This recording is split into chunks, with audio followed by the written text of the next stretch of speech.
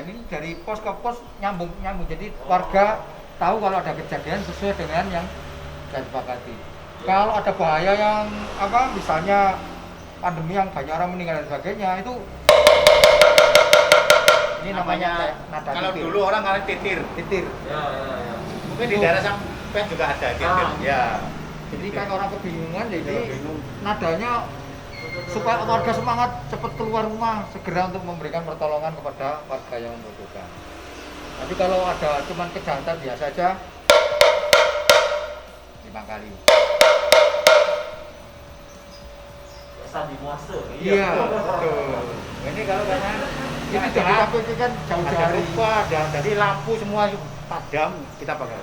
Kalau listrik padam, sinyal HP nggak bisa kan nggak ada alat komunikasi. Ya. Nah, ini kita memakai tradisional.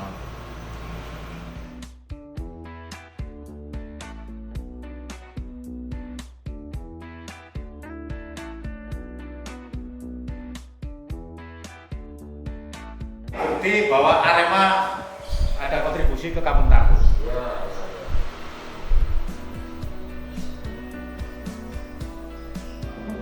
Terus ini kita ada namanya lumbung pangan. Jadi segala bantuan kita terima terus kita salurkan ke yang berhak menerima. Nah, ini data-datanya itu. Iya. Jadi datanya double agar saat ini supaya warga masyarakat informasinya terbuka, kemudian ada yang tercatat di buku penerimaan maupun penyaluran bantuan. Sehingga tidak ada warga yang bergerombol atau saya merasa belum dapat, akhirnya tindakan-tindakan anarkis yang dilakukan. Ini menghindari hal itu. Jadi semua warga masyarakat akan menerima bantuan sesuai dengan kapasitas dan kebutuhan. Terjadwal, jadi bantuan itu kita berikan 3 sampai 5 hari. Per RT bergantian. Ini kita bawa keliling hampir 60 RW di Kota Malang. Iya. Di Manekin ini. Media untuk pada saat kita memberikan penjelasan bagaimana Cara memandikan jenazah COVID itu gimana caranya? orang-orang tahunya dimakamkan. Iya. Tapi di rumah sakit juga gimana-mana. Ini yang kadang-kadang menjadi penolakan karena tidak tahu bahwa jenazah itu ditangani secara syar'i, kalau menurut agama Islam secara syar'i, kemudian sesuai dengan aturan protokol kesehatan. Disiram desinfektan, dibiarkan 10 menit supaya virus-virusnya mati. Tidak langsung dimandikan. Jadi jenazah begitu keluar dari kamar itu biasanya masih mengandung virus. Kita petugas pemulasaran jenazah memakai APD, kemudian jenazah disiram dengan cairan desinfektan 5%. Jadi Ada aturannya. membunuh kuman tadi yang masih melekat di jenazah tadi. Setelah itu baru dilakukan pemandian jenazah secara syar'i. Nah, ini yang tidak tersampaikan kepada masyarakat sehingga seakan-akan orang yang meninggal karena COVID itu tidak dimandikan sesuai dengan aturan Dan masih bisa agamanya. menular. Tapi dengan keadaan begini orang tahu. Jadi pertama kita bungkus plastik jenazah itu sebelum kita kafani, kita bungkus plastik, baru kita kafani, baru kita bungkus plastik lagi. Baru kita masukkan ke peti jenazah, baru kita tutup. Dan peti jenazah itu nanti kita tutup plastik lagi. Baru kita semprot disinfektan. Jadi sangat aman, sangat aman.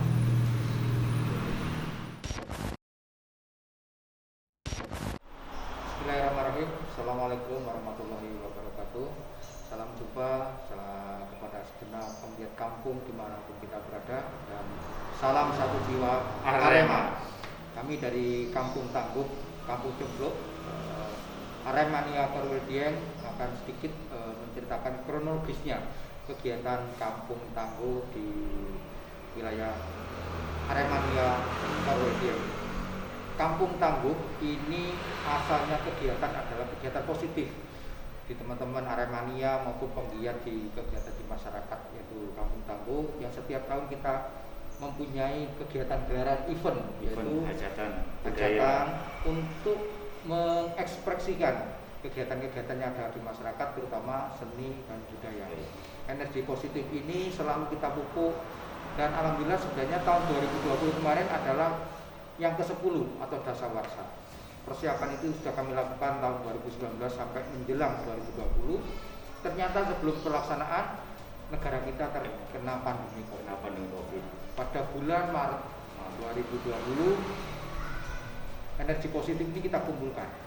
Kita mencoba untuk bagaimana mensosialisasikan, menangani bagaimana kalau negara kita terkena COVID ini, bagaimana menghadapinya, bagaimana warga masyarakat itu bertindak, bagaimana kalau ada warga yang sakit, cara untuk penanganannya bagaimana supaya tidak menular pada yang lainnya. Bagaimana kalau lockdown ini benar-benar diterapkan, masyarakat yang sangat membutuhkan itu penanganannya bagaimana, kita sudah berbagi tugas. Kemudian kalau ada warga yang meninggal terkena COVID, bagaimana tim pemakaman, kami sendiri sebagai ketua tim pemakaman melaksanakan pemulasaran jenazah yang pertama secara protokol kesehatan, memenuhi syarat. Kemudian sebagai warga muslim, kami juga melaksanakan pemulasaran jenazah sesuai syar'i, tata urutannya, apa yang harus dibersihkan, dengan bersinergi dengan protokol kesehatan yang ada. Kami dibimbing, dimonitoring dan dievaluasi oleh tim kedokteran forensik dari Universitas Brawijaya Malang. Sehingga apa yang kami lakukan semuanya adalah menurut tata aturan dan pengawasan dari pihak kedokteran forensik. Ini tadi saya namakan. Betul. Dan di ini Kampung Tangguh ininya kita menghadapi gimana pandemi ini betul-betul dalam keadaan chaos. Jadi kita diistilahkan diedukasikan untuk menghadapi. Jadi kita sudah siap kalau memang keadaan ini betul-betul chaos. Jadi rumah sakit sudah penuh, 119 sudah tidak bisa misalnya melaksanakan. Jadi kita diharapkan kampung ini berperan. Jadi kita jenazah COVID ini kita istilahnya kita akan sendiri di kampung. Jadi kita sudah siap untuk menghadapi pandemi kalau memang betul-betul keadaan chaos. Demikian Pak Heru. Ya, terima kasih. Ya betul. Saya kembali lagi, istilah kampung sendiri itu adalah sesuatu yang unik. Gerakan ini awalnya diinisiasi dari gerakan masyarakat, energi positif, terutama di teman-teman Aremania yang ada di Korwil Dieng. Yaitu kegiatan-kegiatan untuk membangkitkan sesuatu yang positif. Yang awalnya kita memupuk untuk kegiatan Kampung Cempluk Festival yang ke-10 atau Dasawarsa, energi ini kita pupuk terus, kita alihkan pada kegiatan yang positif, yaitu festival penanganan COVID-19 ini. Alhamdulillah energi ini dari teman-teman Aremania dan disokong dan sepenuhnya dari tim Arema, kami mengadakan kegiatan yang kita namakan Festival Lockdown atau Festival Pagebluk Corona. Jadi karena lockdown itu sendiri itu ternyata masyarakat trauma. Begitu di televisi digencar ada lockdown dan sebagainya. Takut nanti. Kita ubah jadi kalau zaman dulu mengetahui adanya penyakit yang berbahaya masyarakat itu namanya Pagebluk. Kita namakan Festival Pagebluk Corona. Dan alhamdulillah kita simulasikan yang pertama, bagaimana pada saat chaos itu masyarakat tetap terpenuhi kebutuhan pokoknya. Kita membagikan kebutuhan pokok masyarakat kepada warga yang membutuhkan. Kita buat klasifikasi warga masyarakat yang sangat membutuhkan, terutama kaum duafa, kemudian yang semi membutuhkan, atau yang sudah tahan karena di rumahnya sudah cukup kebutuhan pokoknya. Sehingga yang menjadi domain kita, yang pertama kita lakukan adalah membentuk lumbung pangan.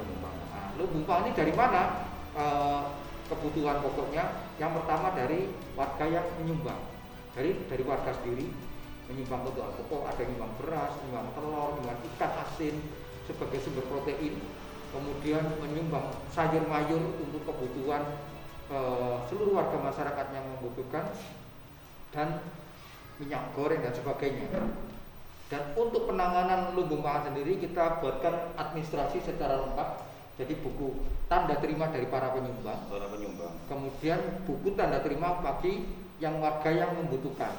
Pemberian ini kita berikan dalam kurun 3-5 hari dan akan berulang bila mana pandemi ini belum selesai. Paling tidak 14 hari sesuai dengan anjuran dokter forensik selama masa inkubasi dari virus corona itu sendiri.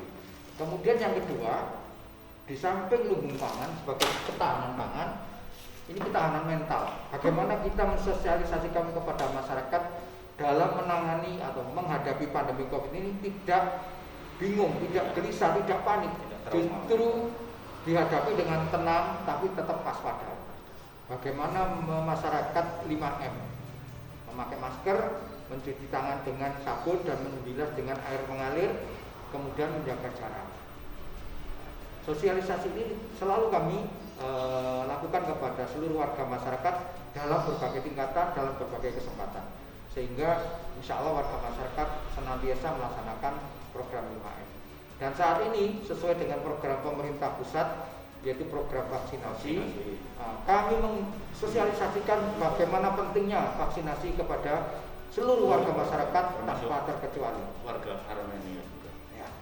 Dan alhamdulillah untuk warga Kampung Tangguh, Kampung Cempluk sendiri, kita sudah mulai melaksanakan vaksinasi dan masyarakat sangat antusias untuk mendapatkan vaksinasi karena dengan vaksinasi ini akan imunitas tubuh akan meningkat sehingga kita tidak takut lagi dengan adanya virus COVID-19 ini. Kami kembali kepada pelaksanaan Kampung Tangguh sendiri, bahwa istilah Kampung Tangguh itu sebenarnya adalah kegiatan masyarakat di wilayah Kampung Cempluk.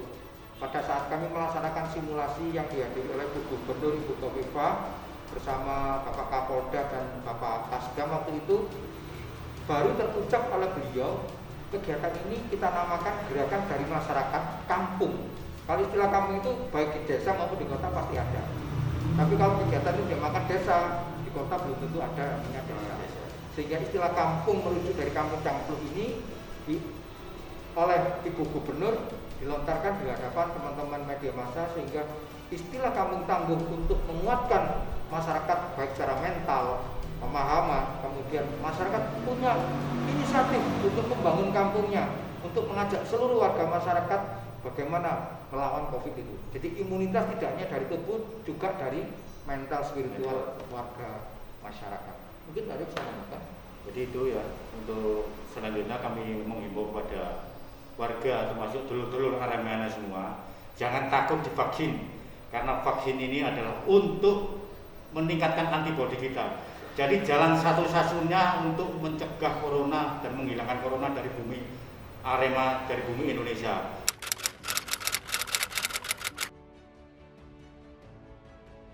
Sahabat-sahabat Arema dimanapun kita berada, salam satu jiwa. Terkait dengan kegiatan Arema, di satu sisi memang betul Arema ini adalah klub sepak bola. Namun di sisi humanisme, di sisi yang lain, Arema ini sangat menyokong kegiatan-kegiatan yang positif di masyarakat. Sebagai contohnya, kami dengan kegiatan di Aremania Korwil Dieng ini, dengan adanya kegiatan Kampung Tangguh, kami sangat disupport oleh tim Arema untuk bagaimana, karena kegiatannya murni dari inisiatif masyarakat, sehingga klub Arema karena ini menjadi bagian dari supporting daripada tim Arema sendiri juga mensupport kegiatan yang ada di masyarakat, sehingga apa yang kami berikan kepada masyarakat ini salah satunya juga dari supporting dari klub Arema itu. Ya, betul. Mungkin Betul, jadi termasuk kita bantuan APD juga, Faisal juga termasuk ini segala kebutuhan sembako kemarin itu. Ya. Kita dibantu dari Aremania. Demikian.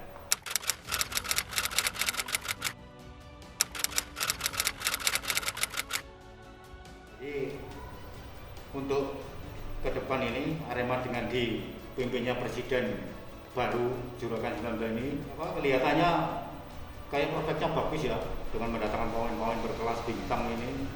Kita semoga ke depannya Arema tambah jaya, tambah maju, dan semoga Liga 1 ke depan menjadi juara. Terima kasih.